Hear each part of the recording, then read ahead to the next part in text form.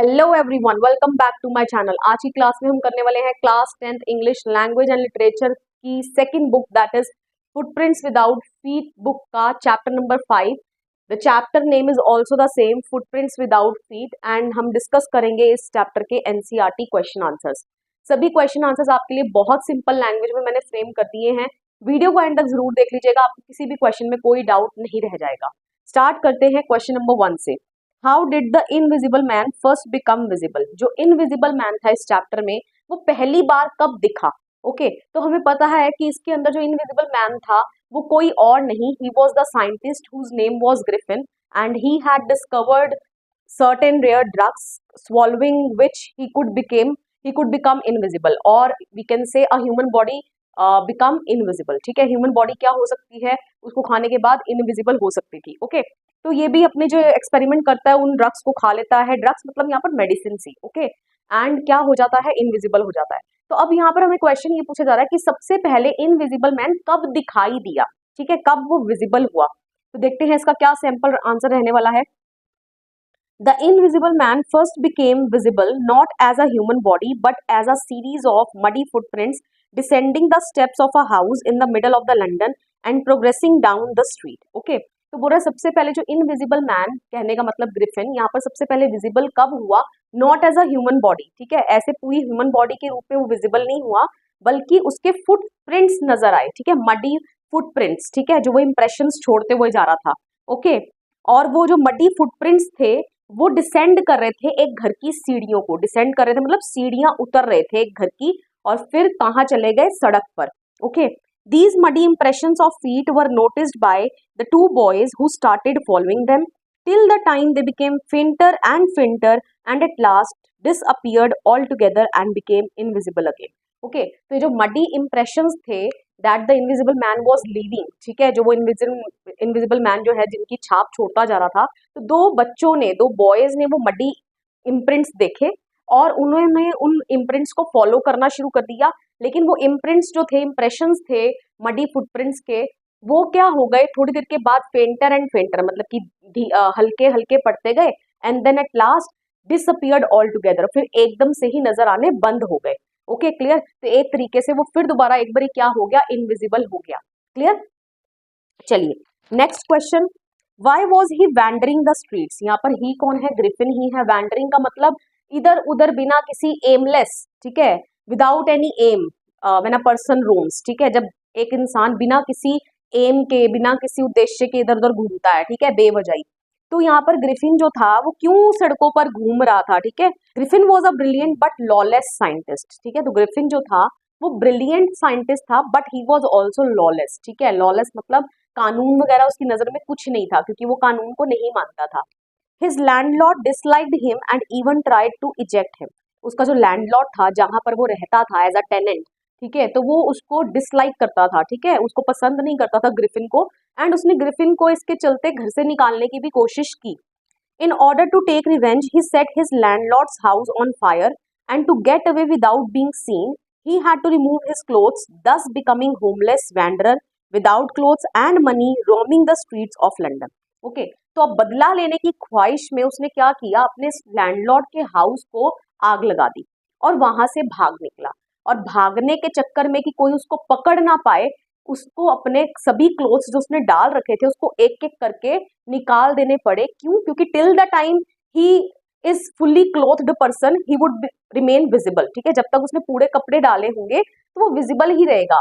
तो वो जो ड्रग उसने इन्वेंट किया था वो बिल्कुल मिस्टर इंडिया, आपने मूवी देखी होगी, बिल्कुल उसी की तरह है कि जिस पार्ट पर बॉडी के कपड़े रहेंगे वो पार्ट विजिबल रहेगा, जहां आप कपड़े निकाल दोगे, जिस पार्ट के ऊपर कपड़े नहीं रहेंगे वो पार्ट इनविजिबल हो जाएगा, ठीक है, मतलब कि ट्रांसपेरेंट हो जाएगा। क्लियर।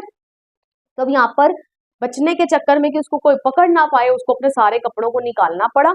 ओके, एंड तो इसीलिए वो क्या बन गया, होमलेस वैंडरर बन गया, ठीक है, बिना घर के, वैंडरर मतलब घुमक्कड़। ओके, क्यों? क्योंकि जिस घर में रहता था वहीं तो वो आग लगा के भाग रहा था, और अब उसके पास ना कोई कपड़े थे ना कोई पैसे थे। ओके, और अब वो स्ट्रीट्स ऑफ लंदन, लेकिन लंदन की सड़कों पर ऐसे ही एमलेसली घूम रहा था। Clear. Next question, why does Mrs hall find the scientist eccentric? Mrs hall जो है उनको वो साइंटिस्ट जो था, साइंटिस्ट मतलब ग्रिफिन, वो इसेंट्रिक और क्यों लगता है? इसेंट्रिक का मतलब होता है संकी किस्म का इंसान। ठीक है, जैसे कोई इंसान होता है ना जो बाकियों से बिल्कुल अलग, तो हम उसको कह देते हैं कि ये संकीपन क्यों इतना करता है, राइट। तो अब यहाँ पर जो ग्रिफिन है वो मिसेस हॉल को संकी क्यों लगता है।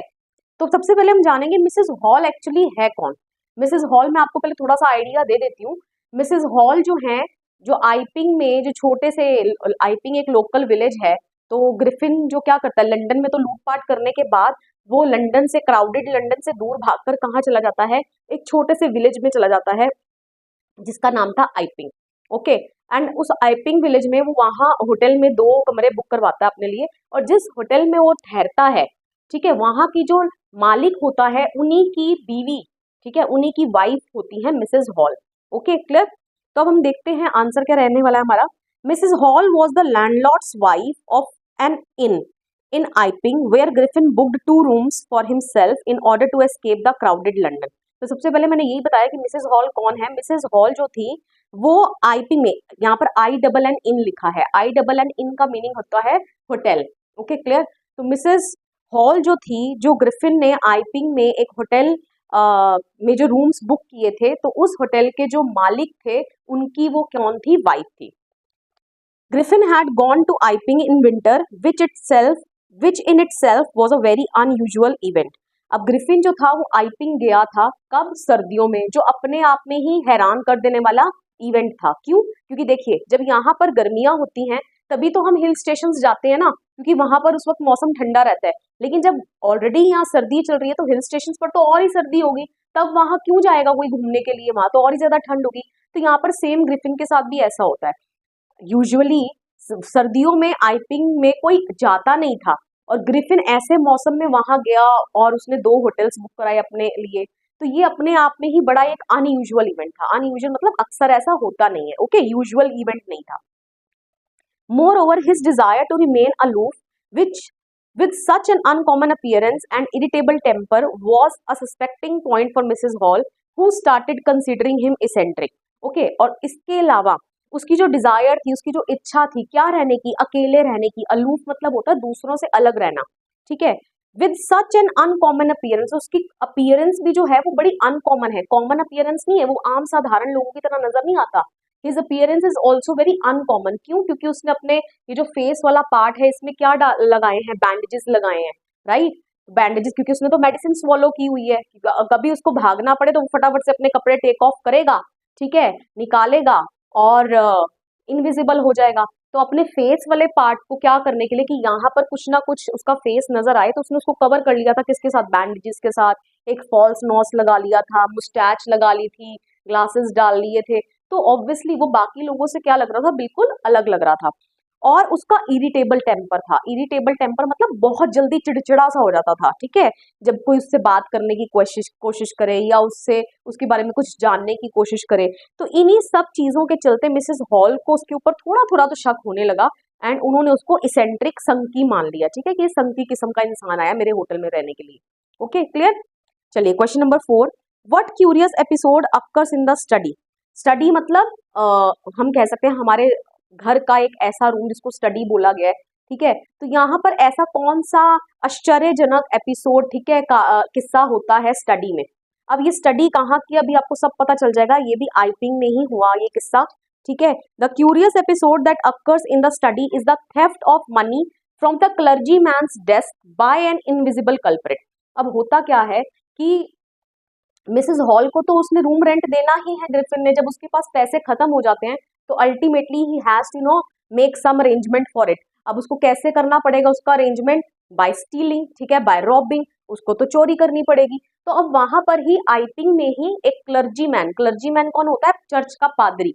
चर्च के पादरी के घर में एक अजीबोगरीब किस्सा होता है कि उसके घर में से पैसे चोरी हो जाते हैं, और किसने चोरी की है, एक इनविजिबल मुजरिम ने, ठीक है। क्यों? क्योंकि जब उस मुजरिम को पकड़ने के लिए जाते हैं तो वहां पर उनको कोई नजर नहीं आता है, लेकिन टिल देन ओनली कि उनका जो डेस्क था दैट वाज ओपन, ठीक है, उसको खोला गया था, एंड जो हाउसकीपिंग मनी थी दैट वाज स्टोलन, ठीक है, वो भी चोरी हुई हुई थी वहां से। Okay, clear. तो ये एपिसोड होता है वहां पे। तो अब हम इसको थोड़ा सा आगे से इलेबोरेट कर देंगे। The clergy man and his wife here noises that is the chink of money and go down stairs with a rod in their hand in order to catch the thief. but were strange to find out that there was no one in the study, yet the desk had been opened and the housekeeping money was missing. Okay clear. तो यही होता है कि एक दिन जो clergy man और जो उसकी वाइफ है वो अपने घर में कुछ आवाजें सुनते हैं, chink of money, chink of money मतलब सिक्कों की आवाज होती है ना, जैसे कोई पैसे निकाल रहा है, तो वो नीचे जाते हैं in order to find out, है ना, कि कौन है। तो उनको लग रहा था कि उनके घर में कोई थीफ है, तो वो दे गॉट रेडी, उन्होंने हाथ में एक स्टिक ले ली और ताकि हम उसको पकड़ेंगे तो हम चोर को मार पाए। लेकिन to their amazement what they find out कि जैसे ही वो डोर खोलते हैं कि उनको वहां पर कोई भी नजर नहीं आता, लेकिन स्टिल जो डेस्क जो था वो खोला गया था एंड उसमें से जो पैसे थे वो चुरा लिए गए थे। क्लियर। तो ये ही क्यूरियस एपिसोड होता है जिसमें एक इनविजिबल मुजरिम ने उनके घर से पैसे चुरा लिए थे। किनके घर से? क्लर्जी मैन के घर से। Clear. Next question, what other extra ordinary things happen at the in.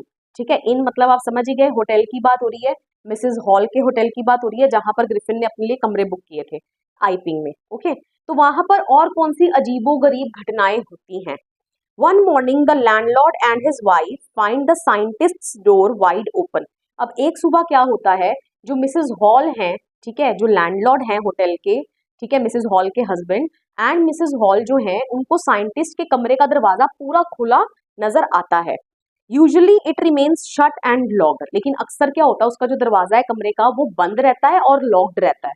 The opportunity seemed too good to be missed. अब उनको लगता है कि नहीं, ये तो मौका अच्छा हाथ में आया है ना, क्यों ना अंदर जाके देखा जाए कि क्या है इसके कमरे में। ओके, तो अब वो ऐसा ही करेंगे। They both went in and decided to investigate. वो दोनों अंदर चले जाते हैं उसके कमरे में और वो इन्वेस्टिगेशन करनी स्टार्ट कर देते हैं कहने का मतलब उसके बारे में और पता लगाने की कोशिश कर देते हैं। They found that the scientist was not in the room and the clothes and the bandages that he used to wear were lying scattered about. अब वो क्या देखते हैं कि साइंटिस्ट तो कमरे में नहीं था और जो वो बैंडेजेस लपेट कर रखता था राइट अपने चेहरे पर, ओके, एंड जो वो कपड़े डाल के रखता था वो इधर उधर ही कहीं बिखरे पड़े थे उस कमरे में। Okay, suddenly Mrs Hall heard a sniff close to her year.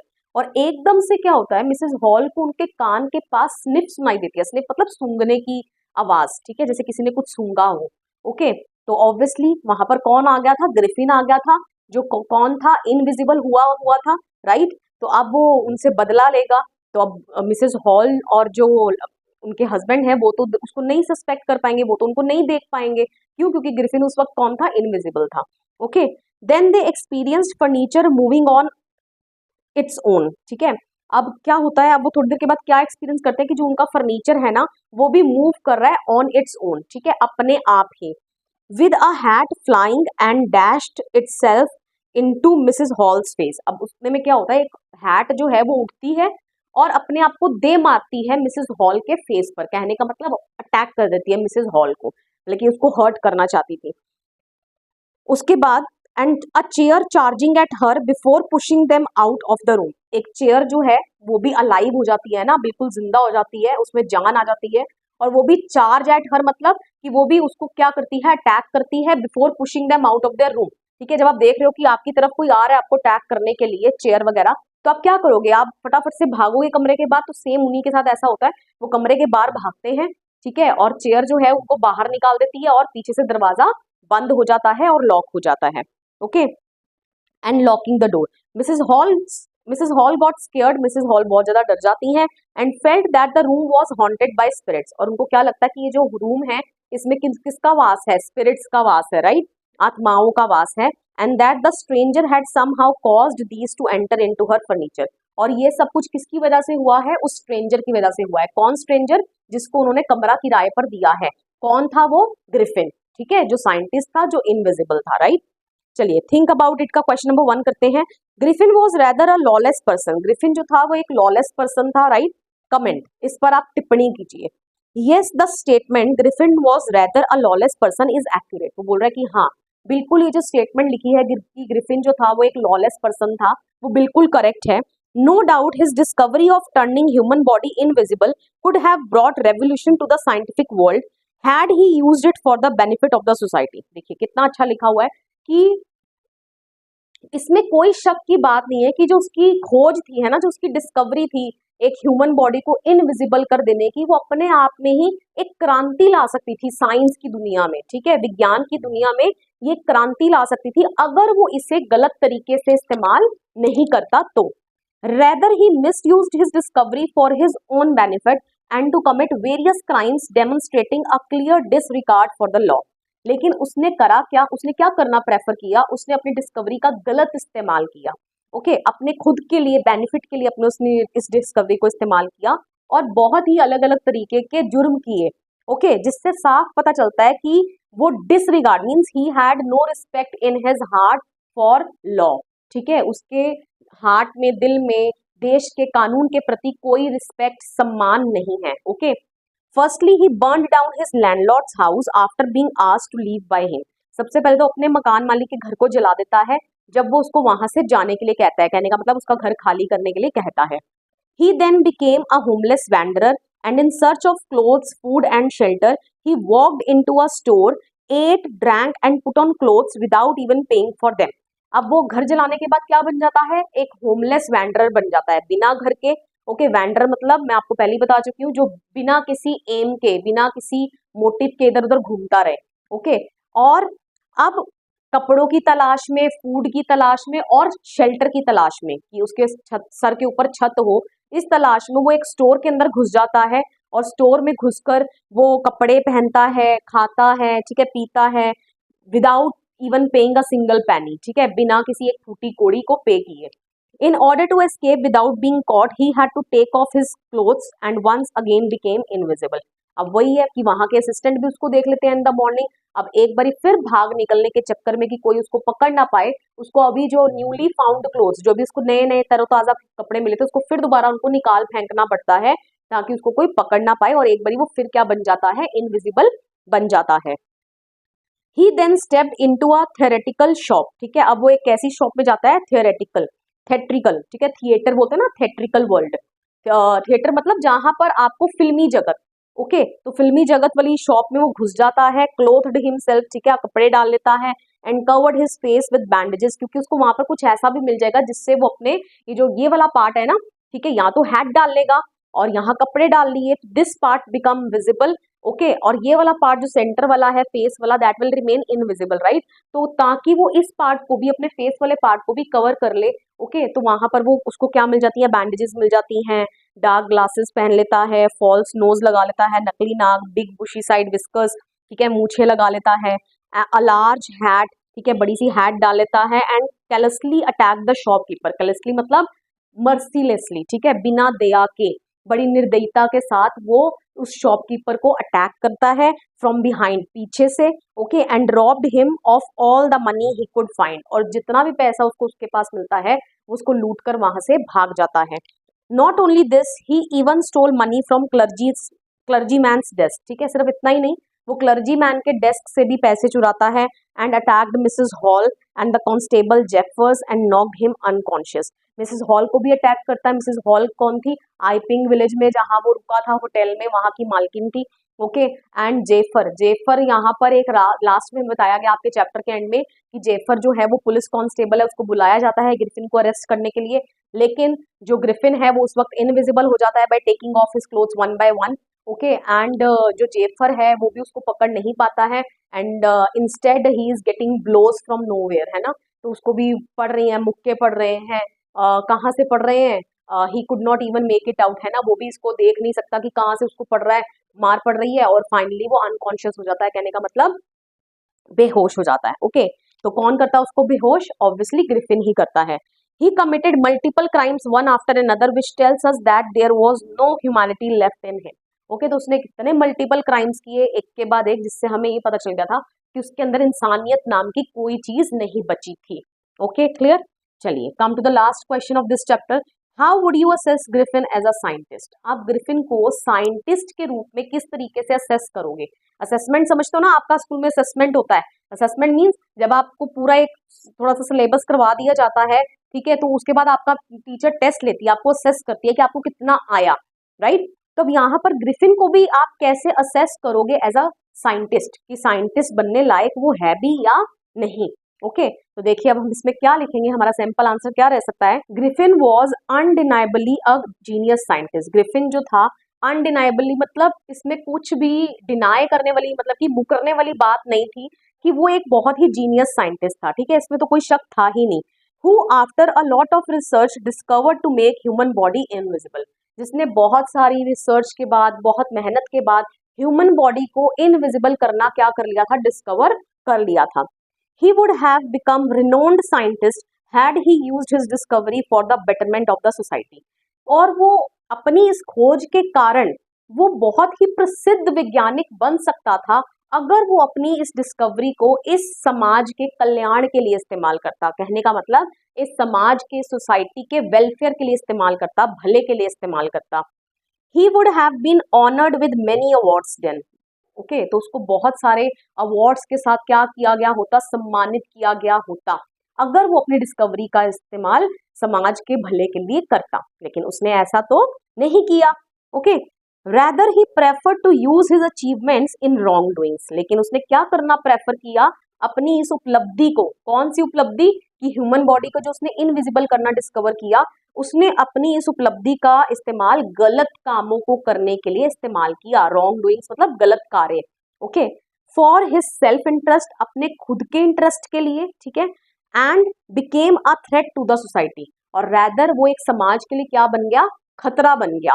Okay his actions were unethical, उसके जो एक्शंस थे, एक्शंस मतलब जो वो काम करते जा रहा था, ठीक है, अपने इस एक्सपेरिमेंट को कंडक्ट करने के बाद, ठीक है, इसमें सक्सेस हासिल करने के बाद जब उसका गलत इस्तेमाल करता जा रहा था, जो उसके ये जो एक्शंस थे, दोज वर अनएथिकल। अनएथिकल मतलब अनैतिक, ठीक है, बिल्कुल नैतिक मतलब जब आप अच्छे पथ पर हो, अच्छा काम कर रहे हो, when you are on a right path, और अनएथिकल मतलब when you have taken a wrong path, ठीक है, जब आप सही रास्ते से भटक गए हो और गलत रास्ते पे चले गए हो। ओके तो सही लिखा हमने कि his actions were unethical, his pride in his discovery made him blind to such an extent that he did not even realize that he was hurting others. Okay, उसका जो प्राइड था, उसका जो घमंड था अपनी डिस्कवरी पर, ठीक है, उसने जो ये डिस्कवरी कर ली थी ना ह्यूमन बॉडी को इनविजिबल बना देने की, तो उसको जो घमंड था अपनी इस डिस्कवरी पर, उसने उसको इस कदर अंधा बना दिया था उसके घमंड ने कि वो इतना दूसरों को हर्ट करता गया, दूसरों का नुकसान करता गया, और उसको जरा सा भी इस चीज का रियलाइजेशन नहीं हुआ कि वो कुछ गलत कर रहा है। Okay, he was a stigma to the name of scientists who work hard day and night for the welfare of society. तो वो ऐसे साइंटिस्ट्स के नाम पर धब्बा है, स्टिग्मा का मतलब धब्बा है, ब्लॉट है, ठीक है, जो साइंटिस्ट दिन रात क्या करते हैं, मेहनत करते हैं, किसके लिए, ताकि वो ऐसी डिस्कवरीज कर पाए ना जिसके कारण वो समाज का क्या कर पाए, भला कर पाए, तो वो इन साइंटिस्ट के नाम पर क्या है, एक धब्बा है। Okay clear. और इसके अलावा अगर ये लॉन्ग आंसर में आता है तो ये तो हमने कुछ नॉर्मल पॉइंट्स लिख दिए, तो आप थोड़ी सी इसकी स्टोरी भी एक्सप्लेन करके कि उसने क्या क्या नुकसान किए वो आप समझा दोगे। क्लियर। आई होप सब आपको सभी क्वेश्चन आंसर्स जो हैं इस चैप्टर के क्लियर हो गए हैं। वीडियो पसंद आया, वीडियो को लाइक करिए, शेयर करिए, कमेंट करके बताइए वीडियो आपको कैसा लगा, and please don't forget to subscribe my channel. मिलेंगे नेक्स्ट वीडियो में, टिल देन बाय बाय।